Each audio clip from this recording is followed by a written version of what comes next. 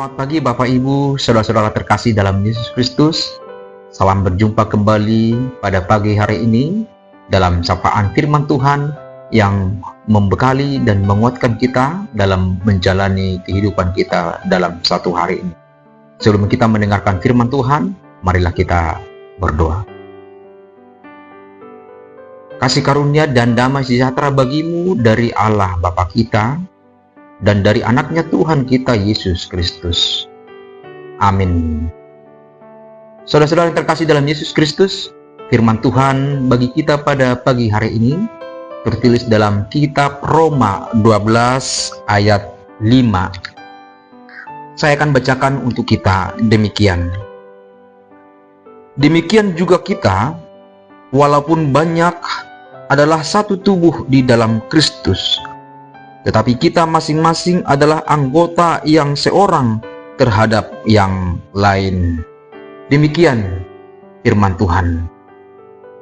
Saudara-saudara yang terkasih dalam Yesus Kristus, seringkali kita mendengar ungkapan bahwa bersatu kita teguh, bercerai kita runtuh. Firman Tuhan hari ini dari kitab Roma 12 ayat 5 mengingatkan kita tentang hal yang jauh lebih dalam dari sekedar kebersamaan, yaitu kesatuan di dalam Kristus. Paulus menulis surat ini kepada jemaat di Roma untuk menegaskan bahwa setiap orang percaya, meskipun berbeda latar belakang, karunia, dan peran, adalah bagian dari satu tubuh, yaitu tubuh Kristus. Saudara-saudara, setidaknya ada 3 hal yang bisa kita pelajari dari firman ini. Yang pertama, kita banyak, tetapi satu di dalam Kristus. Paulus berkata, walaupun banyak adalah satu tubuh di dalam Kristus. Artinya, kesatuan kita bukan didasarkan pada kesamaan suku, bahasa, atau minat, tetapi pada Kristus sebagai kepala tubuh. Ketika seseorang percaya kepada Yesus, ia menjadi anggota tubuh Kristus. Tidak peduli dia tua atau muda, kaya atau miskin, pelayanan besar atau kecil, semua disatukan oleh kasih Kristus. Tanpa Kristus, tubuh ini tidak hidup. Seperti tubuh tanpa kepala, gereja tanpa Kristus hanyalah organisasi mati. Tapi bersama Kristus, kita menjadi organisme hidup yang bergerak sesuai dengan kehendak-Nya. Yang kedua, kita berbeda, tapi saling melengkapi. Paulus menulis, masing-masing adalah anggota yang seorang terhadap yang lain. Artinya, kita tidak hanya menjadi bagian dari tubuh, tetapi juga terikat dalam hubungan yang saling ketergantungan. Setiap anggota punya fungsi, seperti mata untuk melihat, tetapi tidak bisa berjalan. Kaki berjalan, tetapi tidak bisa melihat. Tangan bekerja, tetapi tidak bisa berpikir. Bayangkan jika semua mau menjadi kepala, tubuh akan kacau. Demikian juga dalam gereja. Tidak semua bisa jadi pengkhotbah. Tidak semua bisa jadi pemusik. Tidak semua bisa melayani di depan. Tetapi setiap peran mempunyai hal yang penting dan bernilai di mata Tuhan.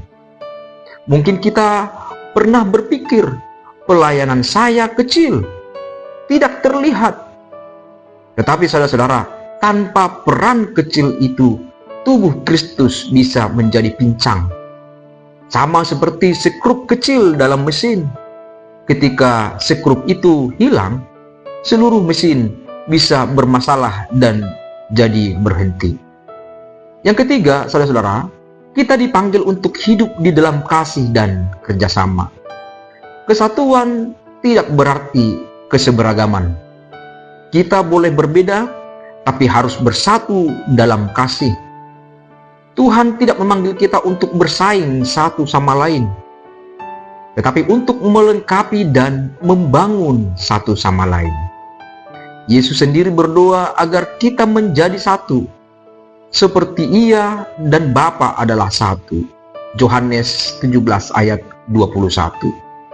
Kesatuan adalah kesaksian yang kuat kepada dunia bahwa Kristus hidup di tengah-tengah kita. Karena itu, marilah kita menghargai perbedaan karunia, mengampuni ketika ada yang melukai, mendukung dan mendoakan satu sama lain. Gereja yang bersatu adalah gereja yang kuat. Tubuh yang sehat adalah tubuh yang setiap anggotanya bekerja sesuai fungsinya dalam harmoni dan kasih. Saudara-saudara, Roma 12 ayat 5 ini mengingatkan kita bahwa kita bukan penonton di dalam tubuh Kristus, tetapi kita adalah peserta yang aktif. Kita punya tempat, kita punya peran dan tanggung jawab masing-masing. Marilah kita tetap melekat kepada Kristus, kepala gereja kita, dan biarlah kita hidup saling mengasihi, saling melayani dan saling melengkapi, agar tubuh Kristus bertumbuh dan nama Tuhan dimuliakan. Amin. Kita berdoa. Sungguh kami berterima kasih ya Allah Bapa.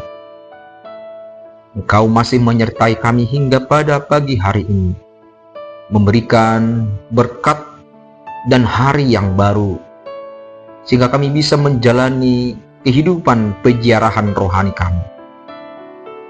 Tuhan sertai kami Tuhan, di dalam setiap aktivitas kami, di dalam setiap rencana kami satu hari ini. Tuhanlah yang berkenan atas semuanya itu.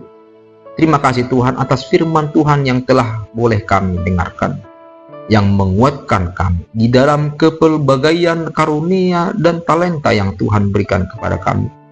Semua itu Tuhan bisa kami satukan di dalam Kristus, karena di dalam tubuh kami yang berbeda-beda, tapi mereka berfungsi di dalam harmoni dan kasih, sehingga bisa menjalankan fungsi dan tugas masing-masing. Sama seperti kami Tuhan, umat-Mu di tengah-tengah gereja-Mu, yang mengambil bagian pelayanan masing-masing, sehingga melalui pelayanan kami Tuhan, nama Tuhan Yesus Kristus sebagai kepala gereja semakin dimuliakan. Terima kasih Tuhan untuk pengajaran firman Tuhan pada hari ini, yang menguatkan dan membekali kami. Ya Tuhan, kami berdoa untuk seluruh jemaat-Mu dimanapun mereka berada. Sertailah mereka yang di dalam keadaan sakit, Engkaulah yang menyembuhkan mereka. Jika ada yang dalam keadaan berduka, hibur dan kuatkanlah mereka. Terima kasih Tuhan. Kami serahkan kehidupan kami, jiwa dan raga kami, hanya ke dalam tangan pengasihan Tuhan. Ampuni dosa dan pelanggaran kami. Hanya di dalam Yesus Kristus kami berdoa dan mengucap syukur. Anugerah dari Tuhan kita Yesus Kristus dan kasih setia dari Allah Bapa dan persekutuan Roh Kudus yang menyertai kamu sekalian. Amin. Selamat pagi Bapak Ibu, selamat beraktivitas. Tuhan memberkati.